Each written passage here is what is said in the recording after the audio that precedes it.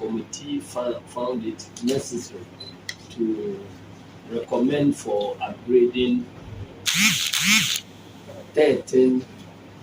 12 existing municipalities into metropolises, and then one district to be upgraded straight to the metropolis because of very compelling reasons. Then, when it comes to the upgrading of districts to municipalities, we have recommended 20 districts to be upgraded into municipalities. Now, beyond the recommendation for upgrade, we also found it necessary to bring other recommendations that are aimed at strengthening local governance and decentralization. And we believe that if these recommendations are implemented, it will not be necessary in future to establish such a committee. The upgrade will take the form of automaticity that when the committee fulfill those things, the minister will find it very easy to do the upgrade. Now, I would like to run through some of these other recommendations. The committee has recommended that the ministry to consider preparing a standard manual to guide future upgrades. 2, to develop a strategic plan to address the needs of districts, design integrated special development enclaves to, among others, promote investment, growth, and development.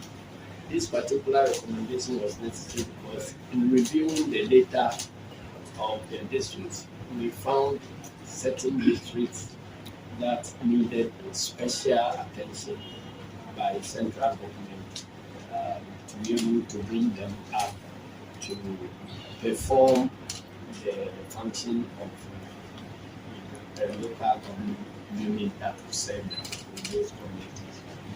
We have recommended about 4 of them. They are all contained in the report. But again, because the report will now be subject to review and approval, it will be premature to mention any specific districts. They are contained in the report.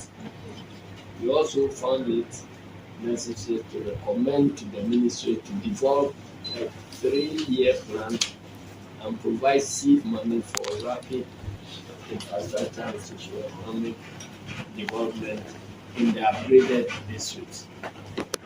We found out that some of the districts which were upgraded from district to municipalities still existed on paper as municipalities, but on the ground they were still exhibiting features of municipalities. So we should not be upgrading in name and on paper. If we find it necessary to upgrade, then it is incumbent on government to do whatever is necessary to bring those units up to the status they are described on paper.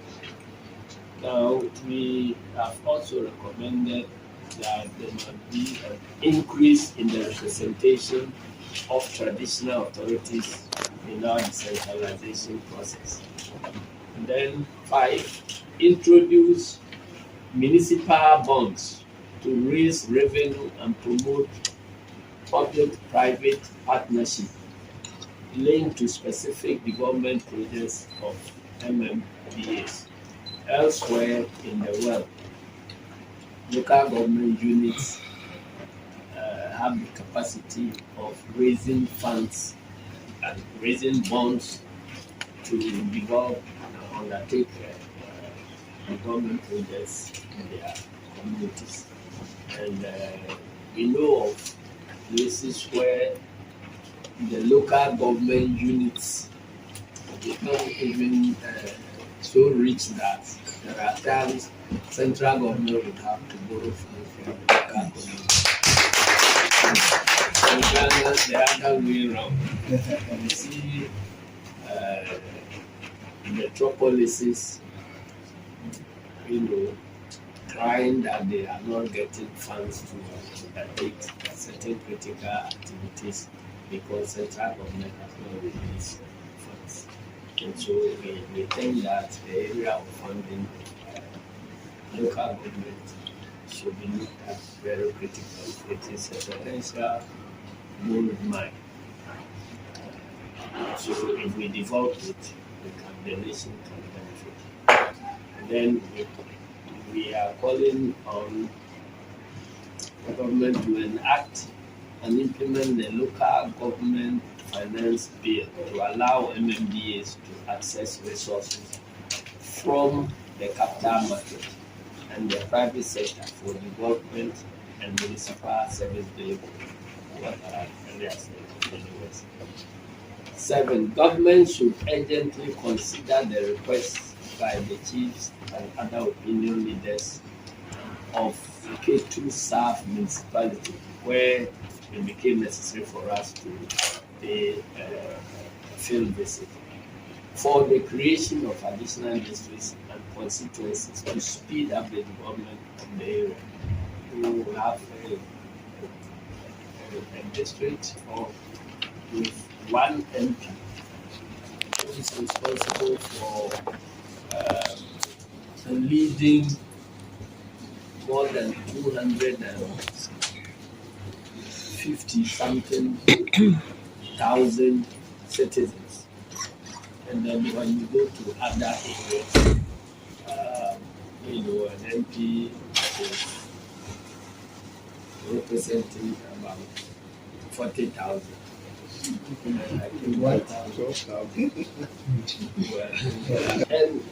when we went to K2, we were reminded that in 1992,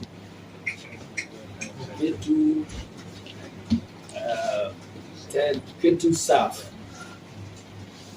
produced the highest population also in the whole country. District by district, K2 South was the highest populated district in the whole country. And there are other districts which were second, third, fourth, fifth, and so on. All of them have been cut into 3, 2, and so on number of districts. K2 South remains just one district with one MP as well. So I want to report that the chiefs were they were almost giving up on government. They didn't know what they have done to deserve that treatment. And so finally, government should urgently consider also splitting Ningo Pram and Central Bondia districts into 2, considering their growing population, economic viability, and vast land size in the case of Bondia Central. So these are additional recommendations that we give because we reviewed the data of all the districts. So in conclusion, we think that the upgrading of selected municipalities and districts is a critical step towards strengthening Ghana's decentralization agenda and improving local government.